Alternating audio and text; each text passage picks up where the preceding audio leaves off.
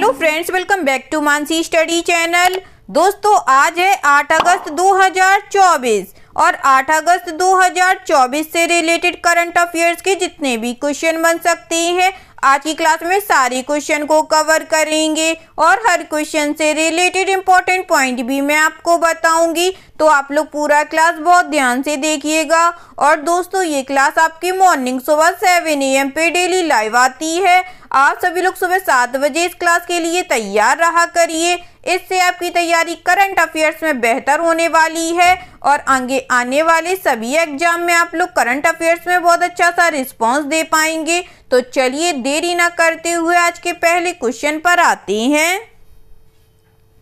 आज का पहला क्वेश्चन लिखा है, भारत और किस देश ने व्यापक रणनीतिक साझेदारी को गहरा करने और सीमा शुल्क, कृषि, कानूनी, रेडियो और टेलीविजन प्रसारण, संस्कृति और पर्यटन के क्षेत्र में सहयोग बढ़ाने के लिए 9 समझौते पर हस्ताक्षर किए हैं?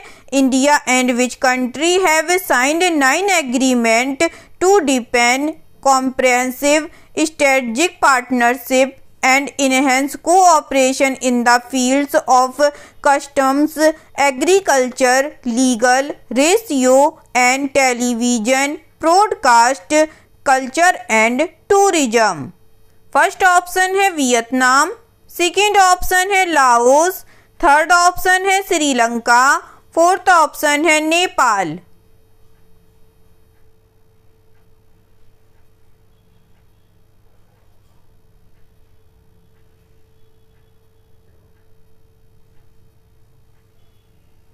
जल्दी से बताइएगा दोस्तों, इस क्वेश्चन का राइट आंसर क्या हो जाएगा?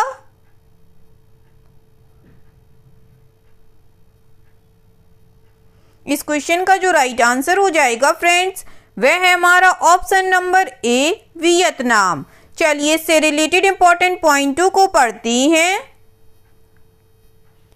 भारत और वियतनाम ने व्यापक रणनीतिक साझेदारी को गहरा करने तथा सीमा शुल्क, कृषि विधि, रेडियो और टेलीविजन प्रसारण, संस्कृति और पर्यटन के क्षेत्र में सहयोग बढ़ाने के लिए 9 समझौते पर हस्ताक्षर किए हैं। मजूमदार ने बताया कि प्रधानमंत्री नरेंद्र मोदी ने नई दिल्ली में वियतनाम के प्रधानमंत्री फाम मिन चीन से बातचीत की। उन्होंने बताया कि दोनों नेताओं ने आर्थिक, सामरिक और सांस्कृतिक संबंधों को बढ़ाकर भारत वियतनाम संबंधों को और गहरा करने पर सहमति जताई है। उन्होंने दोनों देश के आपसी हितों और प्राथमिकताओं के आधार पर रक्षा सहयोग को और बढ़ाने पर सहमति व्यक्त की, जिससे व्यापक हिंद प्रशांत क्षेत्र में अधिक स्थिरता लाने में भी योगदान मिलेगा।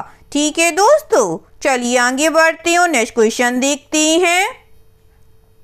नेक्स्ट क्वेश्चन लिखा है फ्रेंड्स, कौन सा बैंक रुपे क्रेडिट कार्ड में यूनिफाइड पेमेंट्स इंटरफेस यूपीआई और नेशनल कॉमन मोबिलिटी कार्ड दोनों सुविधाओं को विलय करने वाला पहला निजी क्षेत्र का बैंक बन गया है? Which bank has become the first private sector bank to merge both Unified Payments Interface (UPI) and National Common Mobility Card (NCMC) features in RuPay credit cards? First option है HDFC बैंक, सेकेंड ऑप्शन है RBL bank, third option है ICICI bank, fourth option है axis bank.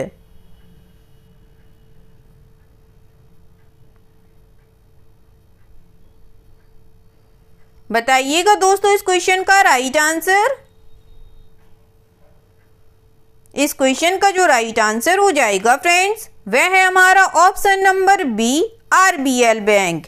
चलिए इससे related important पॉइंटों को पढ़ते हैं। RBL bank ने एक नया रुपे क्रेडिट कार्ड पेश किया है, जिसमें यूनिफाइड पेमेंट्स इंटरफेस यूपीआई और national common mobility card NCMC दोनों सुविधाएं एकीकृत हैं। यह नवाचार आरबीएल बैंक को भारत में निजी क्षेत्र का पहला बैंक बनाता है, जो एक ही कार्ड में ये संयुक्त भुगतान क्षमताएं प्रदान करता है। इस एकीकरण से कार्ड धारकों को यूपीआई के माध्यम से भुगतान करने और एनसीएमसी सुविधा के साथ परेशानी मुक्त यात्रा करने की सुविधा मिलती है। रुपे नेटवर्क की व्यापक स्वीकृति सुनिश्चित करती है कि ये कार्ड विभिन्न प्लेटफॉर्मों और सेवाओं में व्यापक रूप से उपयोग योग्य है। ठीक है दोस्तों, चलिए आगे बढ़ते हैं और नेक्स्ट क्वेश्चन देखते हैं। नेक्स्ट क्वेश्चन लिखा है फ्रेंड्स, किस फूड एग्रीगेटर कंपनी ने अपने मुख्य फूड डिलीवरी और क्लिक कॉमर्स व्यवसाय से परे अपनी सेवाओं का विस्तार करने के लिए एक नया ऐप डिस्ट्रिक्ट लॉन्च किया है? Which food aggregator company has launched a new app District to expand its services beyond its core food delivery and quick commerce business? First option है स्विगी, सेकेंड ऑप्शन है food पांडा, third option है जोमेटो या fourth option है Domino's.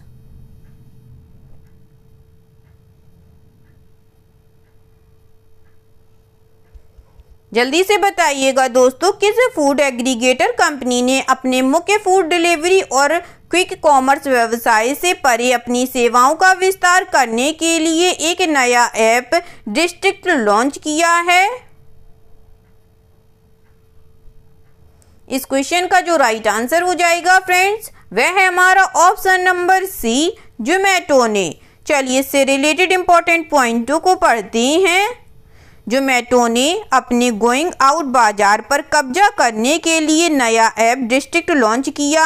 Food aggregator Zomato ने अपने मुख्य खाद्य वितरण और त्वरित वाणिज्य व्यवसाय से परे अपनी सेवाओं का विस्तार करने के लिए एक नया ऐप डिस्ट्रिक्ट लॉन्च किया है। नए प्लेटफॉर्म का उद्देश्य भोजन, फिल्म, खेल, टिकट, लाइव प्रदर्शन, खरीदारी और प्रवास जैसी विभिन्न बाहर जाने वाली सेवाओं को एकीकृत करना है, जिससे ग्राहकों के लिए एक ही स्थान पर सभी सुविधाएं उपलब्ध हो सकें।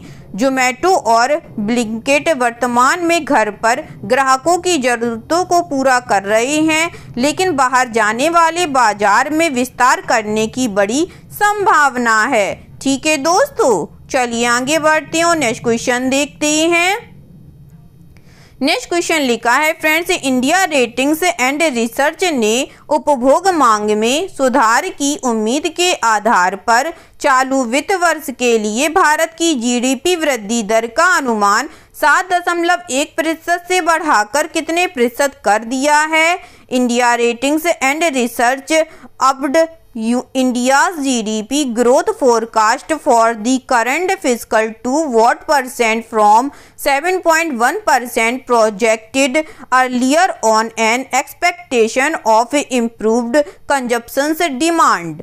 फर्स्ट ऑप्शन है 7.2%, सेकेंड ऑप्शन है 7.3%, थर्ड ऑप्शन है 7.4% या फोर्थ ऑप्शन है 7.5%।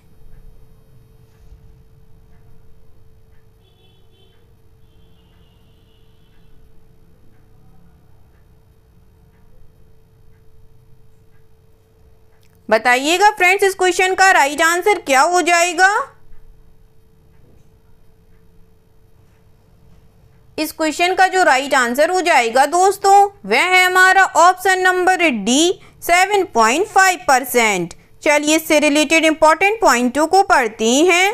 इंडिया रेटिंग्स एंड रिसर्च ने उपभोग मांग में सुधार की उम्मीद के आधार पर चालू वित्त वर्ष के लिए भारत के सकल घरेलू उत्पाद की वृद्धि दर का अनुमान पूर्व में लगाए गए 7.1% से बढ़ाकर 7.5% कर दिया है। सरकारी पूंजीगत व्यय, कॉरपोरेट्स बैंकों की ऋण मुक्त बैलेंस शीट तथा निजी कॉरपोरेट पूंजीगत व्यय चक्र की शुरुआत के कारण जारी विकास की गति को अब केंद्रीय बजट से समर्थन मिला है।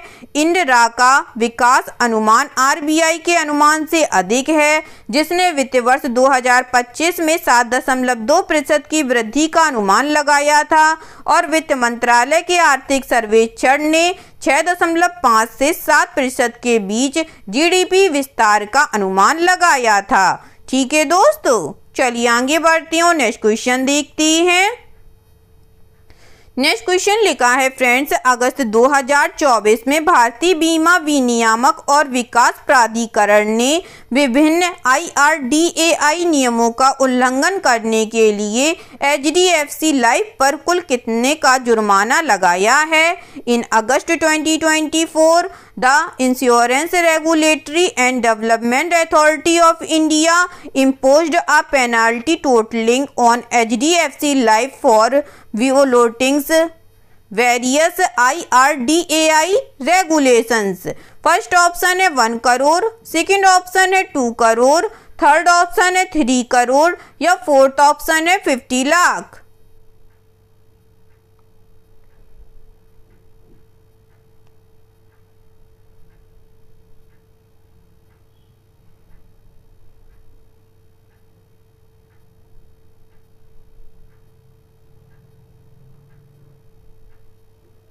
जल्दी से बताइएगा फ्रेंड्स। अगस्त 2024 में भारतीय बीमा विनियामक और विकास प्राधिकरण ने विभिन्न IRDAI नियमों का उल्लंघन करने के लिए HDFC लाइफ पर कुल कितने का जुर्माना लगाया है। इस क्वेश्चन का जो राइट आंसर हो जाएगा फ्रेंड्स, वह है हमारा ऑप्शन नंबर बी, 2 करोड़ का। चलिए इससे रिलेटेड इंपॉर्टेंट पॉइंटों को पढ़ते हैं। भारतीय बीमा विनियामक एवं विकास प्राधिकरण ने विभिन्न IRDAI नियमों का उल्लंघन करने के लिए HDFC लाइफ पर कुल 2 करोड़ रुपए का जुर्माना लगाया है। यह जुर्माना सितंबर 2020 में IRDAI द्वारा किए गए ऑन साइट निरीक्षण के बाद लगाया गया था, जिसमें वित्तीय वर्ष 2017-18, 18-19 और 19-20 शामिल थे। पॉलिसी धारकों के हितों की सुरक्षा से जुड़े मुद्दों के लिए 1 करोड़ रुपए का जुर्माना लगाया गया। इसके अलावा कंपनी द्वारा सेवाओं की आउटसोर्सिंग से संबंधित अनियमितताओं के लिए भी 1 करोड़ रुपए का जुर्माना लगाया गया। ठीक है दोस्तों, चलिए आगे बढ़ते हैं और नेक्स्ट क्वेश्चन देखते हैं।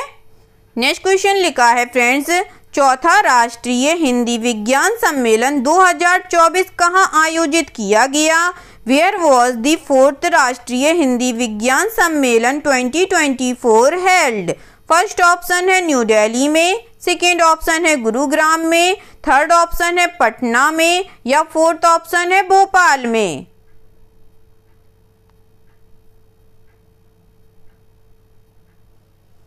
जल्दी से बताइएगा दोस्तों, चौथा राष्ट्रीय हिंदी विज्ञान सम्मेलन 2024 कहाँ आयोजित किया गया है। इस क्वेश्चन का जो राइट आंसर हो जाएगा फ्रेंड्स, वह है हमारा ऑप्शन नंबर डी, भोपाल में। चलिए इससे रिलेटेड इंपॉर्टेंट पॉइंटों को पढ़ते हैं। राष्ट्रीय हिंदी विज्ञान सम्मेलन 2024 का चौथा संस्करण मध्य प्रदेश की राजधानी भोपाल में आयोजित किया गया। मध्य प्रदेश के मुख्यमंत्री डॉक्टर मोहन यादव ने चौथे राष्ट्रीय हिंदी विज्ञान सम्मेलन 2024 का उद्घाटन किया है। इस साल की थीम है अमृत काल में राष्ट्रीय वैज्ञानिक चेतना का उन्नयन। सम्मेलन का मुख्य उद्देश्य शोधकर्ताओं को हिंदी में अपना कार्य प्रस्तुत करने और चर्चा करने के लिए एक मंच प्रदान करना था, जिससे इस भाषा के माध्यम से विज्ञान और प्रौद्योगिकी को लोकप्रिय बनाया जा सके। सम्मेलन में विज्ञान, प्रौद्योगिकी, आयुर्वेद, इंजीनियरिंग और विज्ञान संचार के विविध विषयों पर 6 सत्र आयोजित किए गए। ठीक है दोस्तों, चलिए आगे बढ़ते हैं, नेक्स्ट क्वेश्चन देखते हैं। नेक्स्ट क्वेश्चन लिखा है फ्रेंड्स, ICAR केंद्रीय समुद्री मत्स्य अनुसंधान संस्थान के निदेशक के रूप में किसे नियुक्त किया गया है। Who has been appointed as the director of ICAR central marine fishers research institute. First option है गौरव बनर्जी, सेकेंड ऑप्शन है ग्रेशन जॉर्ज, थर्ड ऑप्शन है प्रदीप सिंह खरोला या फोर्थ ऑप्शन है सुमंत सिन्हा।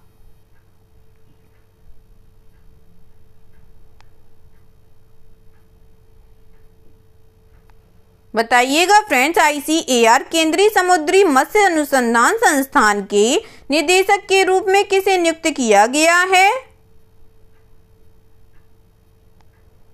इस क्वेश्चन का जो राइट आंसर हो जाएगा फ्रेंड्स, वह है हमारा ऑप्शन नंबर बी ग्रिशन जॉर्ज को। चलिए इससे रिलेटेड इंपॉर्टेंट पॉइंटों को पढ़ते हैं। ग्रिशन जॉर्ज को ICAR केंद्रीय समुद्रीय मत्स्य अनुसंधान संस्थान का निर्देशक नियुक्त किया गया है। वह CMFRI में समुद्री जैव विविधता और पर्यावरण प्रबंधन प्रभाग के प्रमुख थे। 2 दशकों से अधिक के अनुभव वाले एक अनुभवी मत्स्य अनुसंधानकर्ता के रूप में उन्होंने ढाका में सार्क के वरिष्ठ कार्यक्रम विशेषज्ञ का पद संभाला है। ठीक है दोस्तों, चलिए आगे बढ़ते हैं और नेक्स्ट क्वेश्चन देखते हैं। नेक्स्ट क्वेश्चन लिखा है फ्रेंड्स, भारतीय रिजर्व बैंक ने इंद्रजीत कैमोत्रा को 2 साल के लिए किस लघु वित्त बैंक के MD और CEO के रूप में पुनः नियुक्त किया है? The Reserve Bank of India RBI has appointed Indrajit Camotra reappointment as MD and CEO of which small finance bank for 2 years। First option है AU small finance bank limited, second option है capital small finance bank limited, third option है unity small finance bank, fourth option है Shivalik small finance bank.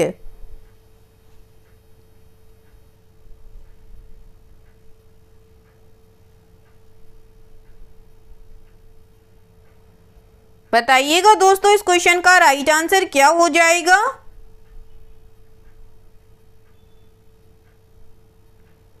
इस question का जो right answer हो जाएगा friends, वह है हमारा option number C unity small finance bank.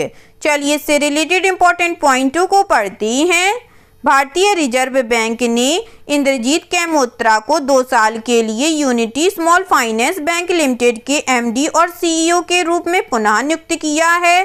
कैमोत्रा के पास स्टैंडर्ड चार्टर ANZ और सिटी बैंक सहित प्रमुख बैंकों में नेतृत्वकारी भूमिकाओं में 28 वर्षों से अधिक का अनुभव है। उनके कार्यकाल के दौरान यूनिटी बैंक ने महत्वपूर्ण विस्तार किया है, जिसका जमा आधार 8,000 करोड़ रुपए से अधिक हो गया है। ऋण पुस्तिका 8,500 करोड़ रुपए से अधिक हो गई है तथा भारत के 21 राज्यों और केंद्र शासित प्रदेशों में लगभग 400 बैंकिंग आउटलेट स्थापित किए गए हैं। ठीक है दोस्तों, चलिए आगे बढ़ते हैं और नेक्स्ट क्वेश्चन देखते हैं। नेक्स्ट क्वेश्चन लिखा है फ्रेंड्स, नितिन अग्रवाल जिन्हें हाल ही में केंद्र सरकार द्वारा महानिदेशक के पद से हटा दिया गया, किस रक्षा बल के महानिदेशक थे? Nitin Agarwal who was recently removed from the post of director general by the central government was the director general of which defence force? First option है CISF, सेकेंड ऑप्शन है BSF, थर्ड ऑप्शन है CRPF या fourth option है ITBP।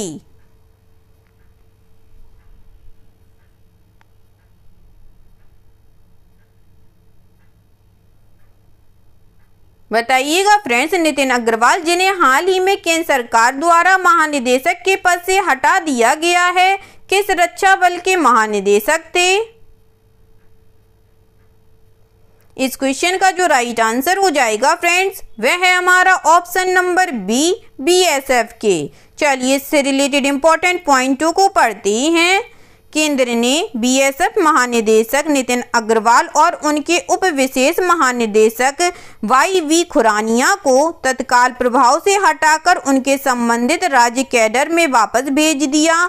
Agarwal 1989 batch के Kerala cadre के अधिकारी हैं, जबकि खुरानिया 1990 बैच के उड़ीसा कैडर के अधिकारी हैं। अग्रवाल ने पिछले साल जून में सीमा सुरक्षा बल प्रमुख का पदभार संभाला था। खुरानिया विशेष महानिदेशक के रूप में पाकिस्तान सीमा पर बल के गठन का नेतृत्व कर रहे थे। ठीक है दोस्तों, चलिए आगे बढ़ते हैं और आज का लास्ट क्वेश्चन देखते हैं। आज का लास्ट क्वेश्चन लिखा है फ्रेंड्स, भारतीय अंतरिक्ष यात्री ग्रुप कैप्टन शुभांशु शुक्ला और ग्रुप कैप्टन प्रशांत बालकृष्णन नायर को आगामी एक्सियोम 4 मिशन के लिए चुना गया है। एक्सियम 4 मिशन से संबंधित हैं Indian astronauts group captain Sudhanshu Shukla and group captain Prashant Balkrishna Nair have been shortlisted for the upcoming Axiom 4 mission? Axiom 4 mission is related to, first option है international space station, second option है Chandrayaan 4 mission, third option है Gaganyaan mission, fourth option है Mangalyaan mission.